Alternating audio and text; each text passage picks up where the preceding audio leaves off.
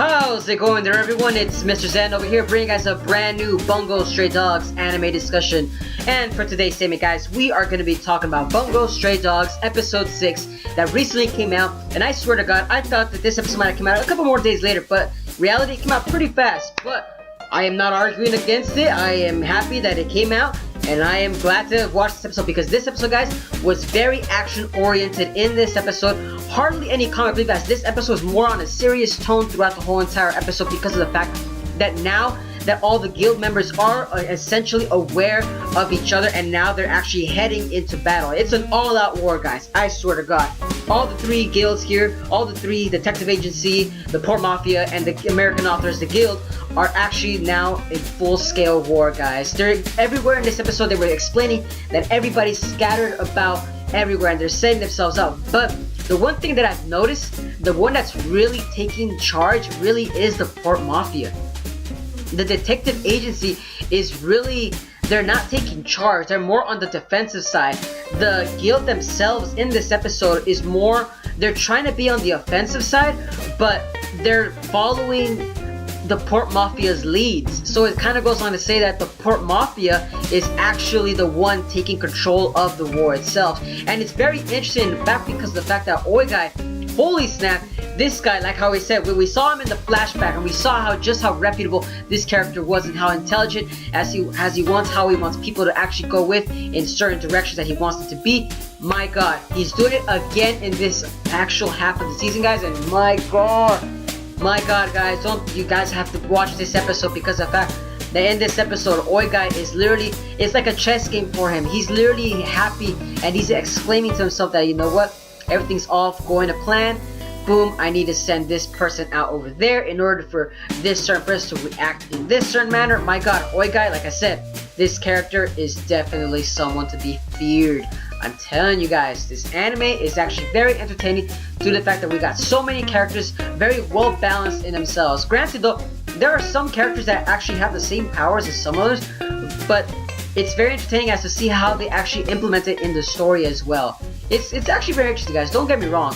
But like I said though, the episode did start off with the actual main characters of the detective agency and the Port Mafia themselves, guys. These actual characters were actually just doing their own regular thing. As we can see, the guild themselves, guys, in the beginning, of course, they are actually, you could kind of say, you know, setting up shop. They're getting their errands, they're getting their supplies, they're getting everything ready. But the Port Mafia, instead, he kind of psychologically sends a letter and says, you know what, we're gonna be here, we're gonna be attacking you guys, etc., etc. But nonetheless, the guild members are just on the defensive. Like I said, they're on the defensive due to the fact that their own base is the giant ship that they actually brought. So it kind of puts them at a disadvantage, like I said. And Oigai is taking advantage of that. In the episode, like I said, it's just Oigai is putting his pieces together, very well thought out, like I said, everywhere. But he sent a very important person, guys, and he actually sent, what was it, Motojiro Kaji. Yes, he sent this character out, and with this character, he was able to destroy the whole entire ship, guys. The whole freaking entire ship was gone due to his lemon bombs. I swear to God, I was actually expecting them to actually implement other bombs, but nonetheless, so guys, this guy's the perfect main character to do that, guys. Granted though that we are actually looking at another character too, and that is Nathaniel Hawthorne and the Margeret Michelle. These two characters were the central figures of the first half of the episode, and then these characters, guys, my God, they defended the yacht, or actually the boat themselves, very well thought out, but because of Octagoa's presence that actually came in and drew out the chess piece itself right there, all in a sense, boom, these characters were done. And Octagoa in this episode, guys, I was actually looking at more and more of this character, and it seems to be that he's actually dying, or more along the lines of that, because when we look at this character, he's basically a dead man coming into battle, and he literally was explaining to himself that I am not gonna die here. This is gonna be if I'm gonna die, I'm gonna die during battle. I'm not gonna die through this sickness that I have, or this disease that I have. And it's very entertaining because Nathaniel Hawthorne was actually fighting with him, and even though these two characters have very similar abilities, you clearly saw that the one that had the moral high ground was Octagoa himself. He literally had a strong dignation in order to say that, you know, I'm not gonna die. I am gonna surpass, I am gonna, because when you look at it, Octagoa is still looking at Daizai as his master, and he could hear his words telling him all the time, no, this is not going to be a wrestling place. I still have to get better. I have to beat him in order to be at his level, even though Dai doesn't have any special powers other than that making everybody, you can say, human in a sense. But like I said though, guys, very entertaining nonetheless, because then the second half of the episode involves then the Port Mafia actually telling the detective agency leader to actually start moving into a certain place, and that place is the actual detective agency's main building. You know, because remember, the detective agency are now in a separate hideout in order to actually fight against the guild members and the Port Mafia.